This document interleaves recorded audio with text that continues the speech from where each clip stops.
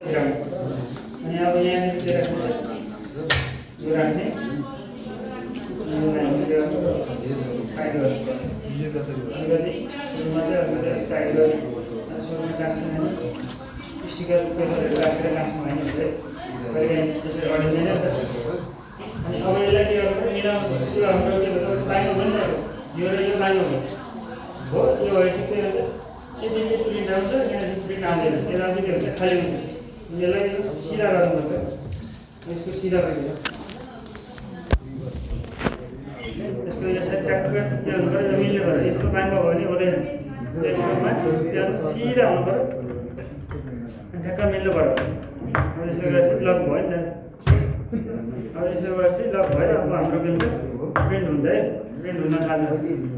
अब यसलाई हामी अब हाम्रोमा समस्या के आउँछ भने एउटा समस्या के हुन्छ भने अब यसो गरेर हामीले प्रिन्ट हाल्नुपर्ने दुईवटा पेज हो। यो के गर्छ कहिलेकाहीँ एउटा पेज चाहिँ खालो एउटा पेज के भन्छ यहीँ अड्किन्छ। गर्नु भएको कतिले पिट चलाउनु भएकोमा म्याक्सिमम् कहिलेकाहीँ यो प्रब्लम आउँछ के भन्छ दुईवटा पेज फाल्नु पर्ने एउटाको बिचमा यहाँ अड्किन्छ एउटा पेज फाल्छ एउटा बिचैमा अड्किन्छ। त्यो समस्या चाहिँ कसरी आउँछ भन्दाखेरि अन्त यहाँनिर फिट थिच्यो दुईवटा पेज फाल्छ अनि फेरि प्रिन्ट गर्यो अनि उता प्रिन्ट दिँदा चाहिँ एउटा पेज आयो एउटा अड्किने हुन्छ। त्यो समस्या चाहिँ के भन्छ भने हाम्रो यो रोलर चाहिँ यो तलपट्टिको रोलर छ नि यो हाम्रो रोलर टाइट भयो भने अथवा यहाँनिर कहिलेकाहीँ यहाँ भित्रपट्टि गएर स्टिकर हाम्रो स्टिकर पेपर अब हामीले त यतिमा ल्याएर च्यात्दै भन्छ नि यो प्रिन्ट हुने बेलामा यो भित्र जाने हो अनि फेरि पछाडि के भन्छ फाल्ने हो। सुरुमा के गर्छ त प्रिन्ट हुँदा तान्छ अलिकति भित्र अनि गएर फाल्छ कहिलेकाहीँ यसो भित्र तानेर यहाँ भित्रपट्टि छेड्छ अनि के भन्छ यहीँ बटारिन्छ क्या यसो गरेर प्रिन्ट हुँदाखेरि यहाँ बटार्छ बटारिसकेपछि के हुन्छ यो यहाँनिर टाँसिन्छ स्टिकर पेपर के भन्छ टाँसिसकेपछि चाहिँ यहाँनिर अब यो स्टिकर यो टिक्क गरेको हुन्छ। अब स्टिकर गरेपछि यो बाक्लो भयो नि त यो टाइट भयो नि त यो टाइट भइसकेपछि के हुन्छ समस्या एउटा पेज फाल्ने अड्किने अब कहिलेकाहीँ प्रिन्टै नआउने के समस्या हुन्छ यो टाइट हुने त्यसले गर्दा निकाल्नु पऱ्यो स्टिकर निकाल्नु पऱ्यो स्टिकर निकालेर मात्रै भयो त्यो बाउँछ भनेदेखि स्टुडेन्टहरू अथवा केही लगाएर सफा गर्नु पऱ्यो। अनि अब यो चाहिँ हाम्रो के भने प्रिन्ट आएन भनेदेखि सबै सिस्टममा ठिक छ सब ठिक छ प्रिन्टरले पनि रेडी भनेर देखाइरहेको छ यहाँनिर रेडीको बटन बलिरहेछ प्रिन्ट आएर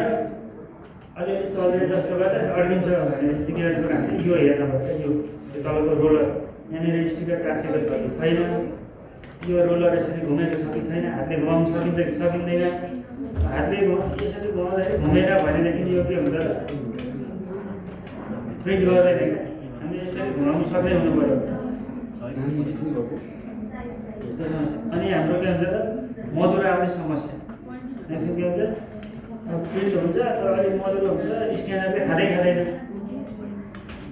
त्यो खाँदै समस्या चाहिँ कसरी आउँछ यो फोर भयो भने यो यहाँनिरको यो सेन्सर फोर भयो भनेदेखि हो अनि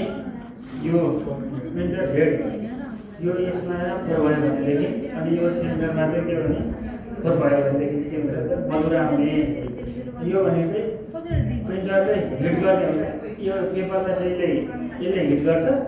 अनि यहाँ भएको कार्बन चाहिँ के हुन्छ हाम्रो यसमा टाँसिने हुन्छ यसमा टाँसिएर चाहिँ अनि प्रिन्ट आउने हो। यही नै यहाँ यसमा फोर बसेर यसले राम्रोसँग हिट गर्न सकेन भने के हुन्छ त मधुरो आउँछ एकदम मात्र नबुझिने टाइपको आउने भनेको चाहिँ यसमा र यो फोर भयो भने यहाँ तलको सेन्सर यो दुईवटा सेन्सर र यो हेड फोर भयो भने चाहिँ के आउँछ मधुरो नबुझिने आउँछ। कहिलेकाहीँ कार्बनमा पनि त्यस्तो समस्या हुनसक्छ।